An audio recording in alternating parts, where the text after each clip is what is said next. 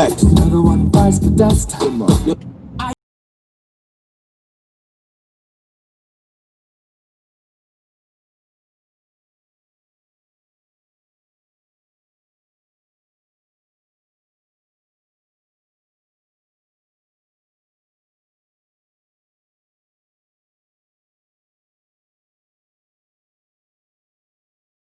Well, thank you for joining in on this live stream. If you actually are, if you're not, you'll catch it on the replay. For those of you that know me or don't know me, my name is Nick Callis, and welcome to the Real Estate Plate. So you probably saw from the title that I had on there. There's a lot of things going on here in New York, and one of the things that are happening here in New York is definitely a big boom that's happening in the suburbs. By the way, I'm doing this live stream in mobile mode, hands-free. Actually, I should hold on to the steering wheel, but hands-free device. So in case anybody's saying, "Oh, you shouldn't be doing this while you're driving," and that kind of thing. Well, you know what? I'm not touching anything. I'm doing hands-free, perfectly legal here in New York, and do anything hands-free as long as you're not being distracted or anything like that. And I'm not, because I'm talking as I'm driving, and you're allowed to talk as you drive. And as you can see from the music I have in the background, you get to hear a little bit of what I usually listen to as I'm driving. And one of the reasons that I'm doing this live stream now is because I'm actually heading over to change the locks over, the lockbox combo over at another house of ours, and it's a little further than my regular territory that I do. I want to say 45 minutes away from me. So I figured, what else can I do? It's Saturday afternoon. Calls are starting to slow down now. Got some time in between my drive, might as well do a live stream. So in case you're watching and you are not, if you're actually going on the chat, I'm not going to really be able to answer you on the chat, but I promise you I will get back to every single person that actually writes something on there while after the stream is up, and I will respond to everybody at that time, but I'm not going to do it now while the stream is going. And just how it is, because I'm driving. So that being said, the reason why I'm doing this stream right now is just to give an update on what's going on. We got a lot of stuff going on here in New York. Everybody knows the New York mentality, the escape from New York, the evacuation, the great exodus that's happening from the more congested areas in Manhattan, Queens, Brooklyn, Staten Island, Bronx. Everybody's running for the hills, basically, for a lot of different reasons. You know, obviously, one of the biggest reasons is, and the primary focus, is the coronavirus that we're dealing with. And, you know, that's something that has terrified a lot of people, and a lot of people do not want to be close to each other in close proximity in big congested apartment buildings, and they've had enough. They want to be able to go out. They want to be able to enjoy going to the park and not have to worry about somebody coughing on them and getting them sick. I'm not being sarcastic about it, and I'm not making light of the whole scenario, but that's just how it is. You know, this is coming from somebody that came from the city myself. I grew up in Astoria, and you know, going back to it now would be a really big challenge. You know, I've lived in Syosset for the past 15 years, and I'm glad my wife made me make that move. You know, she took me kicking and screaming when that actually happened, but I'm glad she made me make that move, because it's better right now. Right now, this current environment is definitely better to be out in a more open area. And, you know, it just worked out really well. But that being said, what's happening right now, you're getting a lot of people panicking, absolutely panicking. And I don't know if I should keep this playlist playing in the background or not, or I don't know. You get to listen to actually what I listen to when I'm driving, and I get quiet time. I'm a big Queen fan. A lot of the early stuff done by them. I think Freddie Mercury was one of the biggest, greatest rock band singers of all time. I don't think there's going to be anybody like him. But that's like one of the things I listen to. AC/DC is another thing that I listen to all the time. Love of Black Sabbath, and then I actually get into a lot of other stuff too. I don't listen to one type of genre. I'm actually really into like all different stuff.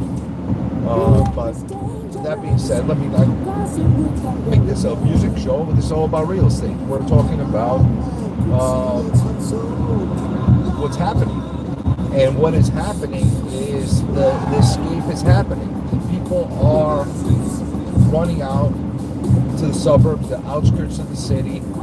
We're talking about in unprecedented numbers. The inventory in high areas in here on Long Island are dwindling. For every single house that you see come off the market, you're not even getting the equivalent of coming back on the market. More houses are actually selling than being put on the market. I've done a calculation. In order to get ourselves to some kind of equilibrium, we have to see 3 houses come on the market for every one that goes off in order to bring us to a healthy balance again. And that at this time is not happening, because you do have a lot of people that were planning on selling prior to our lockdowns and quarantines that have no interest in selling now. So great news, absolutely great news for sellers, not so great news for buyers, because buyers are getting stuck in bidding wars right now. They're really getting crushed, and I feel bad for a lot of buyers out there, because they're basically just trying to get into themselves in the house. In a lot of cases, they're basically overbidding. $10, $20, $30, $40,000 over asking price, and they're still losing the house. I would never have expected something like this to actually happen at this time, at this point in history, New York history. But that is what is happening, and it's a little bit unnerving. I have a little bit of a mixed emotion about it, because I'm mostly at the listing agent. I sell mostly represent sellers, but I do have a few buyers that I work with, and my team works with lots of buyers too. And from the listing point of view, it's great for our industry as far as us just like selling things at higher rates and that kind of thing. But as far as representing the buyers, it's really tough, really, really tough.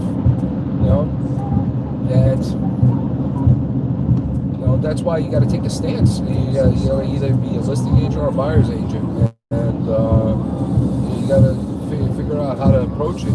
But it's sad. It's sad to give news to people like, I'm sorry you didn't get the house, especially when you see they're so excited for it. They really want the place, and they're basically not getting it. It's in 1 mile, exit to the right. You're going to get some navigation going on. I apologize about that. My navigation system, she's a little bit temperamental, and she's got a little bit of an attitude. So sometimes she'll keep like nudging me, because sometimes she wants to put me on a direction that not necessarily is the best route. And that's one of the things you learn driving all these streets all the time, that you know what the best routes are and what not the best routes, and sometimes your navigation is not necessarily giving you the best route. Now I got my car navigation, I don't have Waze on Take there, the next exit to the right. I didn't bother putting on Waze because the roads are pretty much open right now. Not a lot of traffic. Like I said, it's late afternoon on a Saturday. Exit to the right. Okay, I'm gonna exit to the right. See what I mean? She's pretty temperamental, and she's like very demanding. Just do it, But that being said, you've got a lot of issues that are happening right now in the city, and I'm not gonna make this a political stream. I'm not gonna get into like the the whole logistics and everything that's happening right now with our local politicians and government. Prepare to turn left. Okay, I'm going to turn left. But one of the things that's happening right now is, like I said, I'm not going to make it political. I'm not going to get it, but there's a lot of things that... In 1/4 of a mile, turn left onto Route 111. Will you stop that? Yeah, all right, I'm going to turn left. I think I should put it on silent. But then I'll get distracted because I'm doing the stream right now. Turn left. And I won't turn left when I have to turn left. So, bear with it. Like I said, it's a live stream. I don't have anything scripted right now. I'm just talking right now, just on current events and experience. And what's happening right now is you have a multitude of different issues that are hitting us at the same time. So one of the first things that we're looking at is the coronavirus that has affected us. Granted, it's the one thing that has affected everybody in a very personal and in a very national and global type of a way. That's not coronavirus. That's because I'm a smoker. But that being said, besides that, that's big. Besides that's the primary thing. You have other issues going on too. We had all the protests that were going on for the BLM and all that, and they started initially in a nice way, and it was a very noble concept and intent that a lot of people had, but they quickly escalated into riots, and compound that with the fact that all the outcry for defunding police has been in place too. You have a combination of those things, plus now that police officers feel like they can't do their job in a certain extent, they're not really doing their job because they're afraid to, and I don't blame them. I really, in this instance, I can't blame them for being like cautious about how they go about doing everything right now, because anything they do is going to be scrutinized, and there's a lot of fear. And at the same time, when you're telling somebody that we're going to cut your pay, and that's basically what this whole defunding thing is doing, is you're not going to want to do 100% of your job if you're getting defunded, especially if you're in a job that you're risking your life on a daily basis. It's not really good. Now it's going to watch the navigation's going to talk soon. Is it? No. It didn't. Wow. So sorry about the bright lights. Hopefully it doesn't blind everybody. But you have that situation which has caused crime to start to escalate in the city. Prepare to turn left. There you go. There's my navigation. So crime has been escalating. In 600 feet, bear right, then bear right. I get that. All right, navigation. I get it. Bear right. All right. I'm going to bear right. So. Bear right. That's why I didn't start talking. Okay, so I'm bearing right. Hopefully, she stops for a little bit. I did what she asked me to, and that should pacify her a little bit. So. What I was saying is crime has been rising at another level, at a completely different level that we did not expect going into this year. Statistics are about 50% up from last year, which is huge. It's huge. I mean, going up 50% in 1 year in crime in a certain area, in a metro area, that's pretty big. I mean, we went from being the safest big city in the U.S. to quickly going into one of the most dangerous cities, and that's not a good thing. And that's not just the media hyping it up. It's not just me saying this. It's real. All you have to do is take a drive around certain areas, and you see what's going on. I don't suggest that people do that at certain times of night and that kind of thing, but it's not the same thing. You got homeless all over the place. People are sleeping, and not to be like too crude, pissing and crapping all over the subways. Yeah, they're cleaning everything up and that kind of thing, but still, it's not something that somebody that's paying exuberant rents or exuberant taxes to live in are going to want to live in. So that's why a lot of people are also leaving, because they don't feel safe. They don't like what they're getting. They don't like their environment right now. And this is not me talking. This is a whole bunch of people talking right now that had enough. Will some of them come back? Yeah, I'm sure eventually a lot of people are going to actually come back again. But it's going to take some time. Now, take that issue, you take the coronavirus that we just talked about,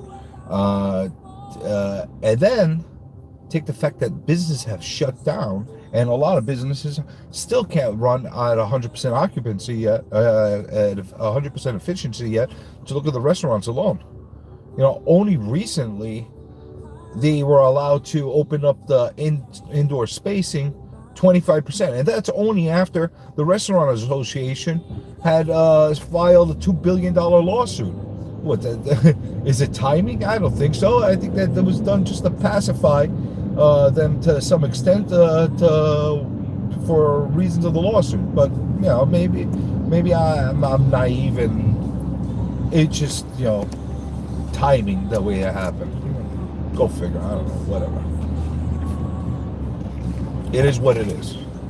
I'm not going to sit there and say that I know things better than anybody else. These are my opinions. Whether I'm right or wrong, that's what I'm seeing, and this is what's happening.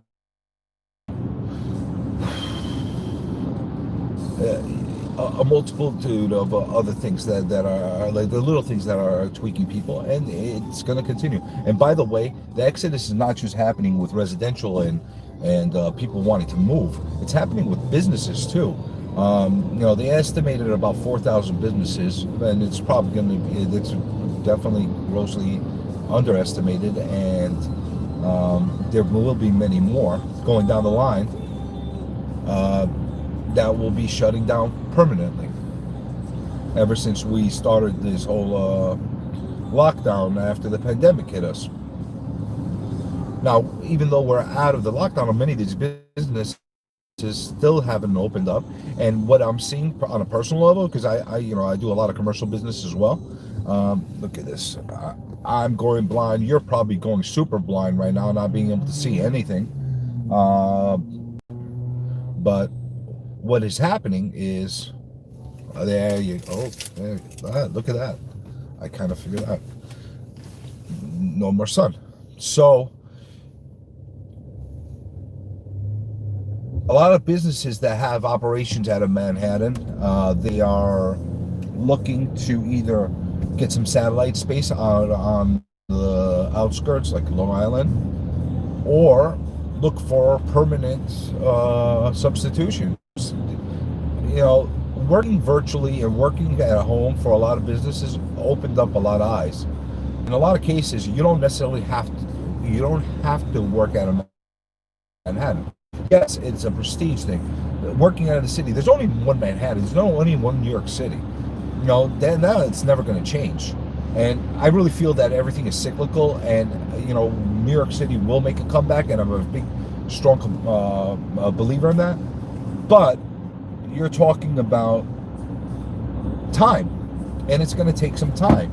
I mean, when we were in the gutters, basically in the 70s, going into the early 80s, everybody said New York City will never come back. Well, you know what? It came back, and came out stronger than ever.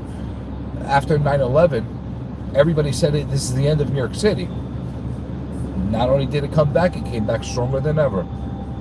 After the financial crisis we got hit with, we got blasted during that time. It had a lot of financial repercussions. We came back stronger than ever. Now, this is a little different. This is something that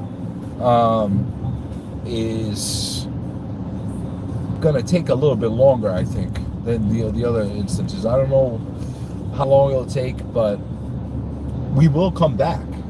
It's just how long are you willing to wait, and how much are you willing to endure? And not only that, because it is New York, how much are you willing to pay? Don't forget, people that are living in New York City, not only are they paying the normal rates that we're paying here in New York State, because everybody has to pay them in New York State, but they also have additional New York City taxes. That's not fun. You don't want to pay those extra things, especially if you're not able to take advantage of all the beautiful things that New York City used to offer. And I say used to offer because we're not currently offering them. Broadway is shut down. Movie theaters are shut down. Restaurants are not the same kind of experience that we normally have. Museums, etc. Like all these indoor spaces that were once one of the things that were a major attraction for us are no longer offered. And that was part of the reason people were willing to pay more to be around. People want to be around that. You know, but if you don't offer that, you take away the incentive. And the other thing is, the longer people stay away, because a lot of people went to, theoretically on a temporary basis before, during the quarantine, they went to like Connecticut, they went to New Jersey, they went to parts of Long Island, upstate, and they came to a conclusion, we kind of like it here. I don't think I want to go back. And that's happening more and more. I talk to people all the time. And if that's the case, it's going to take a longer time for people for New York City to recover. It's not going to be a straightforward kind of situation. It's just how it is. But I might get cut down right now because I'm actually further out east right now. I'm going towards Mount Sinai, and the signal gets choppy here, and because it's a live stream, it'll probably cut off for me. So if it does cut off on me, I'm just going to apologize in advance, and I'll do a follow-up video if there's anything that I haven't covered on this video up until that point. But now with this mentality, you know, we're gonna be seeing dramatic things altering down the line for us in near term and long term future, and it's gonna be interesting. It's gonna be interesting. I'm a out on the stream, so it doesn't look like it's gonna last much longer. But what I was saying is, I am proud to be a New Yorker, and it hurts me to see us in this current state. You know, yeah, I do business in Long Island, I do business in New York City, I do business in the boroughs, I do business all across New York. And I don't want to see continue to do business and prosper for one area while the other one is really hurting.